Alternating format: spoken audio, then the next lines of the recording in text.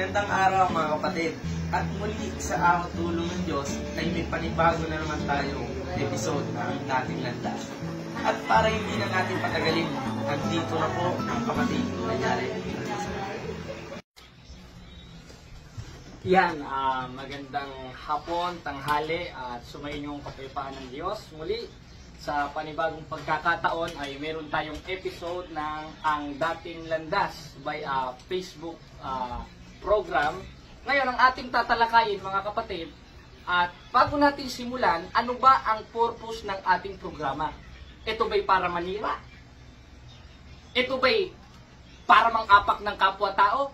Unang-una, kung mga-apak lang rin ako ng kapwa-tao, pinagsusunto ko na yung mga pastor sa labas. Ngayon, hindi naman pwede yon. Dahil ang ating pakikilaban, gaya ng sabi ni Pablo sa 2 Korinto 14:5, basahin natin mga kapatid, sapagkat ang sandata ng aming pakikilaban ay hindi laban sa laman. Aba, pag sinabing hindi laban sa laman, hindi suntukan ito, hindi tagaan ito. Dahil kung ang inutos ng ating Panginoon Kristo, tagaan, suntukan, pinagsusuntukan na sana yung mga pastor. Hindi naman yun ang utos eh. Ang utos, mga kapatid, mga kababayan, ang ating pakikilaban ay hindi laban sa laman. Ngayon, naninira ba tayo? Tuloy natin ang basa. Kundi sa harapan ng Diyos na siyang may kapangyarihang gumiba ng kuta. Aba, ang laban pala natin bilang isang totoong Kristiyano, gigiba ng kuta. At ng mga maling hakat bawat bagay ng matayo. At isa dun sa maling haka, yung ginagawa ng isang relihiyon na napakalaki, na tinatawag na Iglesia ni Cristo Puno, na naitatag ng 1914. O mga kapatid, mga kababayan, huwag tayong magagalit. Pag pinangunahan tayo ng galit natin at pag nanakit tayo, nang haras tayo, wala na tayong pinagkaiba sa mga demonyo na pumapatay. Bakit? Basahin natin ang 8:44:1. Ang sabi, kayo sa inyong amang dyablo. Aba, meron palang mga anak ang dyablo. Bakit? Tinawag na ama yung dyablo eh. At ang mga nasa ng inyong amang inyong ibigaw eh. Ano isa sa halimbawa nun? Siya'y mamamatay tao buhat panangunat sinungaling. Kaya yung mga pagpatay, kaya yung mga pananakit, yung pagkakampi-kampi, yung pagtatalo, gaya ng ginagawa ng mga kulto, aba sa demonyo pala yun. At ang sabi rin ni Pablo sa 5:19 ng Galacia, gawa yun ng laman, hindi sa Diyos.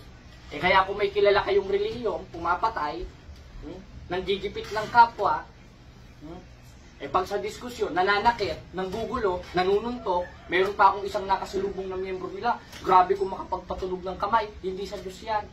At hindi pwedeng maging totoo itinayo ni Kristo na relihiyon yan.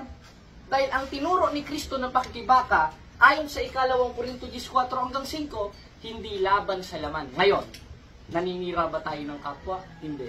Dahil wala tayong pinatay, tayo ang napatay. Katunayan, ilang taon nang nakakalipas, napakarami nating santo ang mga pinatay. Kaya hindi tayo pwedeng maging katuparan ng 8:44:1 dahil hindi naman tayo pumatay. Tayo ang napatay.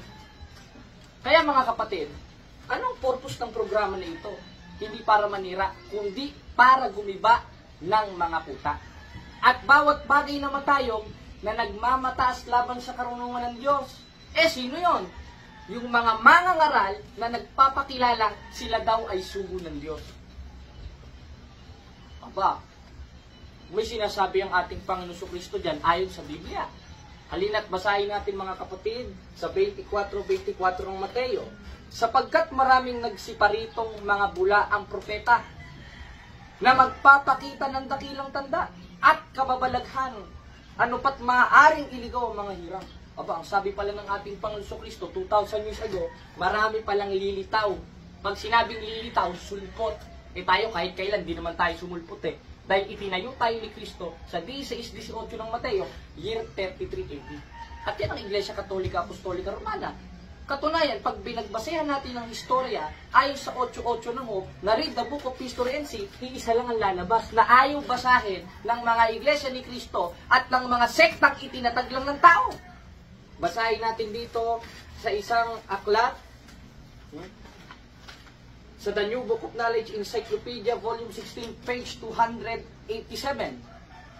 Nakalagay, the history of the Catholic Church began in upper room in Jerusalem, almost 2,000 years ago. About a 120 person. And that society was Jesus Christ found. Kaya ngayon, mag-uumpisa tayo sa isang tema, mga kapatid. Yung mga taga-ibang bansang nanonood, kahit saan man kayong panig ng mundo, sisimulan natin. At ang ating paksang pagsisimulan, mga kapatid, ano ang klaseng pangloloko na ginawa ng Iglesia ni Cristo sa kanilang palabas na Felix Manalo movie, na si Felix Manalo daw ay nanalo sa diskusyon sa mga pastorotot? Halina mga kapatid, panoodin natin dito sa video na ito na ipapakita ko sa screen at ating panoodin. Kung ako lamang po ang nagsabi, ay huwag po kayo maniwala. Subalit, sino po ba mismo? Kanino nang galing ang aral na si Kristo'y tao at hindi Diyos na tunay? Pakinggan po ninyo mismo ang pahayag ni Kristo sa Juan 8:40. Datapwat pinagsisikapan niyo akong patayin na tao, sa inyo'y nagsasaysay ng katotohanan na aking narinig sa Diyos. Ano po ba mismo ang pinapatotoo ni Kristo sa kanyang likas na kalagayan? Na siya ay taong nagsasaysay ng katotohanan. Iyan po ang itinuturo ng Iglesia ni Kristo, sapagkat yan ang katotohanan na sinabi ni Kristo.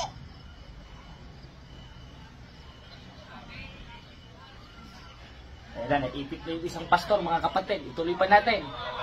Yung kalbong pastor naman, pupunta, magdipag-debate rin kay Manalo. Ginoo, magandang gabi. Ako naman ay pastor ng Metodista. Hindi ba ang sarili mo lang ang tinatamaan ng iyong mga sinasabi? Pagkat hindi aral ng Diyos ang iyong tinuturo, Ginoong Manalo. Kung hindi ang sarili mong aral, ang aral ng tao. Nagkakamali po kayo, Ginoo. Wala po ni isang aral ang itinuro ko sa kanila na mula sa akin. Totoo ba yun? Ang Tuloy lahat natin. po ay pawang nasa Biblia lang. Anong wala? Hindi ba't ikaw lamang ang nagtayo nitong iglesyang ipinangangaral mo? Hindi po ako ang nagtayo ng iglesyang nasa Biblia. Sino po ba ang nagtatag ng iglesyang kinaaniban namin ngayon? Babasahin ko po sa inyo sa Mateo 16:18.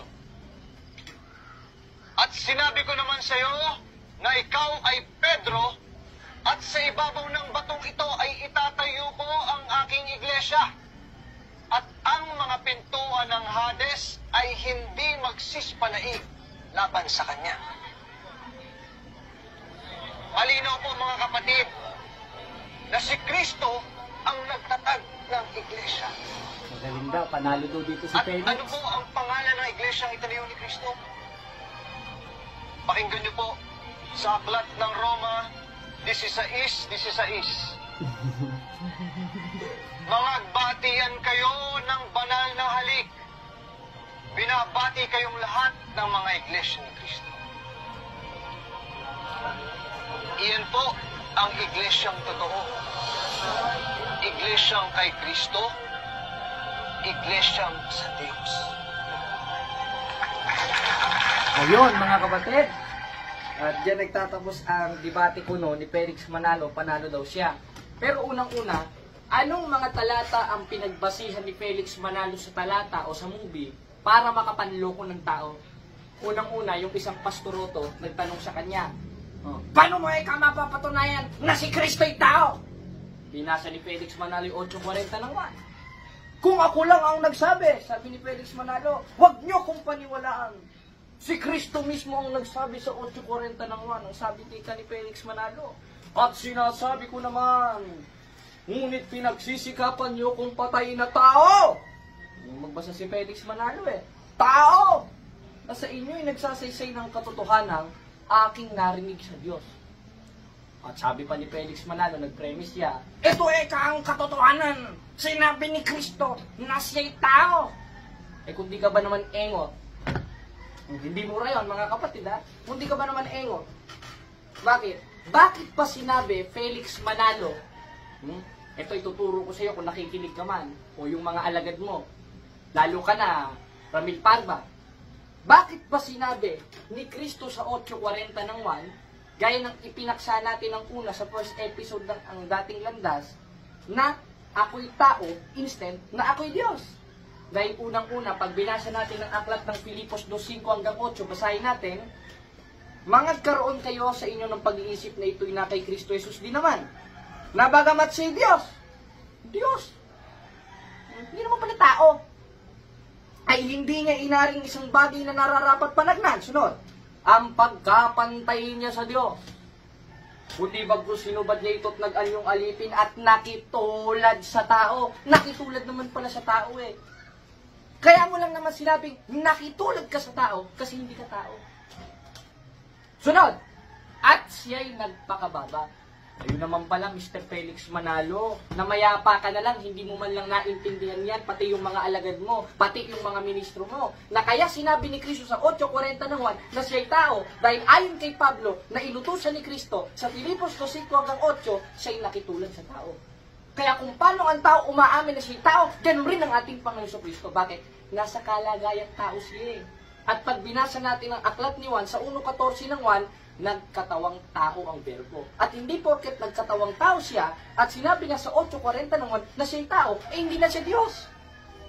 Dahil unang-una, wala namang sinabi sa 8:40 ng 1 na ako'y hindi Diyos. At wala naman tutulang Iglesia Katolika Apostolika Romana na si Kristo'y tao. Dahil ayon sa CCC, o sa ating official doctrine mga kapatid, si Kristo'y 100% na tao, si Kristo'y 100% na Diyos. At yun rin ang sinabi ni Pablo ayon sa 2:9 ng Colosas, na sapagkat sa kanya nananahan ang likas na kalagayan ng pagka-Diyos, nananahan pala sa kanya, nang siya'y maging tao. Tapos, kumbaga sa boxing, black eye na. Bakit? Si Pablo na mismo nagsabi. Tanong, sino bang nag-utos kay Pablo na magsulat ng mga bersikulo, magsulat ng mga talata? Basahin natin ng 14:37 ng unang Korinto, ang sabi, kung iniisip nino man na siya'y propeta o ayon sa Espiritu, ay kilalanin niyang mga bagay na sa inyo sinusulat ko. Na ano? Napawang utos ng Panginoon. Aba, lahat pala ng sulat ni Pablo, utos ng Panginoon. At isa doon sa isinulat ni Pablo na utos ng Panginoon, sa 2:9 ng Colosas, nananahan kay Kristo yung kapuspusan ng pagka-Diyos nang siya'y maging tao. At kaya niya sinabi sa 8:40 ng 1 na siya'y tao, hindi Diyos, dahil nasa kalagayang tao at nasa kalagayang pagpapakababa siya. Ganyan nyo ba hindi naintindihan yan? Letra por letra na ito eh. Katunayan, nung nakita siya ni Tomas, sa 20:28 ng 1, sinabi sa kanya ni Tomas, Panginoon ko, Diyos ko. Eh kung nandun si Manalo, mag-aaway sila eh. Bakit? Hoy Tomas, mali ka. Tao lang yan. Sinong paniniwalaan ko sa inyo? At sinong paniniwalaan natin mga kapatid? Si Manalo o ang mga apostol? Yung mga apostol na. Dahil hindi naman sila nagsusulat ng chismis. Dahil ang sinusulat nila, 1:3 ng unang 1, yung nakita at narinig nila. At isa doon sa nakita at narinig nila, 5:20 ng unang 1, ang sabi, ito ang tunay na Diyos at buhay na walang hanggan. Kaya ito, yung subject of the sentence na pinatutungkulan nun ay si Kristo. Dahil siya yung nagkatawang tao na naparito. Anong sabi? Sa makatwid bagay sa kanyang anak na si Yesu Kristo, ito ang tunay na Diyos at buhay na walang hanggan. Ngayon, yung isang argumento ni Felix Manalo, na para patunayan na sila daw ang iglesia. Sabi kasi nung isang pastor na kalbong pastor yun eh. Ano ka? Hindi ba pinatatamaan mo lang ang sarili mo? Bakit? Dahil ang itinuturo mo, aral ng tao. Sabi ni Felix Manalo, kahit kailan, hindi ako nagturo ng sarili kong aral. Dahil hindi naman ako nagtatag ng sarili kong iglesia. Totoo ba yan, Felix Manalo? Basahin natin sa registered mga kapatid ng Iglesia ni Cristo ni Manalo, sa Security and Exchange Commission, kung sino ba ang kanilang founder. Ito ang ating mababasa mga kapatid dito sa ng Iglesia ni Cristo Atanasio Morte sa kanilang register. Ang nakalagay, that the founders of this association are, sino ang founder ng asosasyon nila? Felix Manalo. Kaya mismong si Felix Manalo kinukontra yung sarili niya. Dahil mismong pahayag ni Felix Manalo sa kanilang registered sa Security and Exchange Commission na ang founder nila ay si Felix Manalo. Ano ba ibig sabihin ng founder? Tagapagtayo. Sinong nagtayo sa kanila? That the founders of this association are Felix Manalo. E di founder nila si Manalo. Ngayon, ikinot siya yung 16:18 ng Mateo. Ang sabi, ikay Pedro. Hindi naman sinabi ng ikay Manalo. At sa ibabaw ng batong ito, hindi naman sinabing, sa ibabaw ng kapilyang ito, na may tusok, itatayo ko ng aking iglesia ni Manalo. Wala namang gawin.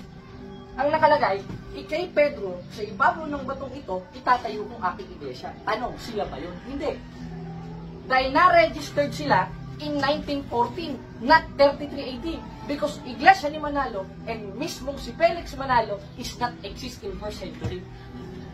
Dahil nakapagtayo lang sila, nakapagrehistro lang sila, lumabas lang daw ang tunay na iglesia noong 1914. Sino maniniwala sa inyo? Lumang tugtugin na yan. Ngayon, kanino balapat yung 16-18 ng Mateo? Unang-una na itayo yan, mga kapatid, year 3380, which is 1st century. Ang iglesia ni Manalo, naitatag, nai-registered noong 1914, which is matagal nang patay ang mga apostol at nasa langit na ang ating Panginoong Jesucristo. Hindi pala sila ito. At ang pangako ni Kristo dyan, kahit ang pintuan ng Hades ay hindi magsisipan na iglaban sa Kanya.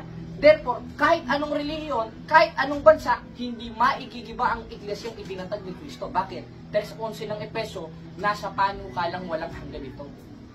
At wala namang ibang sinasabi ang historya dahil rekomendados naman tayong magbasa nun sa 8.8 ng Hope na read the book of history and see. At ang makikita natin sa book of history na nilalapatan lang ng 16-18 ng Mateo, kundi ang Catholic Church. Dahil pag tumingin rin tayo sa history o referensya at pasugo ng Iglesia ni Manalo, basahin natin dito sa Pasugo 6, 1988. Nakalagay, even the circular history shows a direct time link between the Catholic Church and the Apostle, leading a conclusion that the true Church of Christ is the Catholic Church. Therefore, once na magbasa ang Iglesia ni Cristo ng 16-18 ng Mateo, 20-28 ng Gawa, inaamin naman ng pasugo nila na ang true Church of Christ is the Catholic Church. Ano ka? O nanonood ba kayo ngayon, mga depender ng IEC? Hinahamon ko kayo ng face-to-face. Kaya nyo bang tindigan sa diskusyon nito? Hindi. Bakit? Mababatukan kayo ng pamamahala ninyo. Lalo na itong the revealers. Malupit ito eh. Sila daw ang may hawak na tunay na aral. Kung kayo ang may hawak na tunay na aral, ba't hindi kayo makapagpakita ng pagmumukha ninyo? At mismong pangalan ninyo, hindi kayo makapagpakita. Tanda ng kaduwagan at walang kaayusan. Kaya nga may proposal ako sa kanila eh. Hinahamon ko sila ng formal debate eh. Kahit saang lugar, ako pupunta sa inyo. Isusuksok ko tong kabilang pako sa hukay. Makalaban lang kayo ng diskusyon. Dahil naniniwala ako, 9:27 ng Hebreo, at kung paanong itinakda sa mga tao na mamatay na minsan. Therefore, ang kamatayan ng tao nakatakda, hindi ako natatakot sa inyo. Anong pakialam ko eh, permisyuhin niyo ako. Basta ako, hanggang sa huli ng hininga ko, isisigaw ko, 2:13 ng Tito, si Kristo'y Diyos at tagapagligtas. At isisigaw ko, natatag lang kayo ng tao. Ngayon, binasa nila yung 16 ng Roma. Ay ka, ang sabi ka dito, magbatian kayo ng banal na halik. Hindi ko alam kung mahali ba na halik ang sa kanila. Binabati kayo lahat ng mga iglesia ni Kristo. Teka muna, Mr. Felix Manalo. Ang nakalagay sa rehistro nyo, Iglesia ni Cristo. Ang nasa Biblia, also in King James Version, Churches of Christ, plural yon. Ngayon mga kapatid, himay-himay nating talata ito. Bakit pa plural? At bakit bang nakalagay, mga Iglesia ni Cristo? Dahil nangalat na. Meron na sa Korinto, 1:1 hanggang 2 ng unang Korinto. Meron na sa Judea, meron na sa Samaria, meron na sa Galacia, meron na sa Asia, nangalat. At yun ang sinasabi sa 9:31 ng Gawa ni Apostolo Pablo na sa kabuuan. At ang Greek interlineal nun ay Ecclesian Catholes, means universal. At ang meaning ng universal is a Catholic Church. Therefore, ang tinutukoy sa 16 ng Roma is a Catholic Church because that is Churches of Christ, plural. Nangalat na, 28-19 ng Mateo, yung maon kayo sa bawat bansa. Kalat na eh.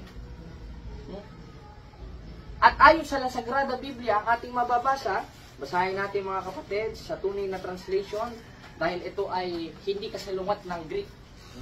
Ito ang ating mababasa. Basahin natin dito ang La Sagrada Biblia, sa page, nasisira na ang ating folder. Wala na kasi tayong gaanong dito. Ayan, ito ang ating mababasa mga kapatid, nakalagay. Sa La Sagrada Biblia, letra por letra ating mababasa, Las Iglesias Católicas Apostolica Romana. May 31 nung ka, bakit nangalat na kasi? At ang Greek interlineal, Ecclesian Catholes, means universal. Therefore, the right translation of 931 of Book of Acts is the Sagrada Biblia. Basahin natin. Y Galilea, y Samaria, y eran edificadas en dando el tenor, el Señor, e consuelo del Santo Espíritu eran multiplicadas. Letra por letra. Na ano? Iglesia Católica Apostolica Romana. Dahil naisulat yan at naitatag yan, year 33 AD. Ngayon, ano bang sabi ng Iglesia ni Manalo? At ano bang sabi ng historia tungkol sa Iglesia Católica Apostolica Romana? At sino ang nagtatag nito? Nang ating pinag-aralan na yung D6 ng Roma, hindi sila. Dahil ito'y nangalat. Naging churches, nagkaroon sa Galilea, nagkaroon sa Judea, at yun yung tinatawag na universal. At sabi sa 9:31 ng gawa, sa La Sagrada Biblia, yun ang Iglesias Católicas Apostolica Romana. At hindi rin naman pwede yung iglesia ni Soriano yon. Dahil sabi ni Soriano, sabi sa 3:6 ng Efesos, pamagitan ng Ebanghelyo, naanib kami sa tunay na iglesia. Kung kayo naanib sa tunay na iglesia, nung wala pa si Soriano, nung wala pa si Nicolas Perez, sino ang obispo ninyo? Wala. Bakit? Sulpot kasi kayo ng 1980s. Therefore, hindi kayo yung tunay na iglesia ng Diyos na nasa Biblia. And according sa katuruan ng simbahan, ano ba ang iglesia ni Kristo o ano ba ang iglesia ng Diyos na lagi nating nababasa na kinaanliban ng mga apostol? Basahin natin sa CCC 8:11. Ito ang ating mababasa, mga kapatid. This is the soul, Church of Christ, which in the creed we profess to be one holy Catholic and Apostolic Church. Katuruan ng simbahan yan. Di naman Biblia yan, iutos At wala namang ibang simbahan na binigyan ng otorisasyon ni Kristo, kundi ang Iglesia Katolika Apostolika Romana. At ang sabi sa 16:19 ng Mateo, ano mang ipahintulot ko sa lupa, ipapahintulot sa langit. At hindi naman Biblia ang saligan ng katotohanan. Dahil nabuo ang Biblia, na-translate ang Biblia, nagkaroon ng chapters and verses ang Biblia, year 405 AD, with Pope Damasus and St. Jerome. Wala si Manalo niyan. Wala si Soriano niyan. Paano yan? Wala man lang kayo inambag sa Biblia. Tapos sasabihin nyo, kayo ang totoong iglesia, samantalang hindi kayo ang nag-compile at hindi kayo ang nag-translate ng Biblia. Anong tawag sa mga sulpot na ito? Ang kakapal ng pagmumuka ninyo. Masakit na lang yung katotohanan nito dahil utos ito Gaya ng nasa 1:13 ng Tito. Anong sabi? Ang patotoong ito'y tunay dahil dito sawayin mong may kabagsitan sila. Kaya habang buhay ako, hindi ko kayo tatantanan. Sabi nga ni Mark Enriquez, hindi namin kayo tatantanan. Ako rin. Ako rin. Nandito si Brother Jared, nandito si kapatid ni Jody, nandito si kapatid na JB, nandito ang grupo naming mga youth. Dahil hindi namin kayo tatantanan. O kaya nga alam ko yung isang kanta dun Yung ano bang kanta yon? Meron akong isang kanta. Yung lagi ko kayong kakamustahin. Yung sumulat ako upang malaman mo ako'y tapat pa rin sa'yo. May problema ka ba? Matutulungan ba kita? Sa akin ay huwag kang mangamba. Ha ha ha la la la la la la la la. Ayan. Ano pa ba yung kasunod nun? Tandaan mo naman ang sasabihin ko sa'yo.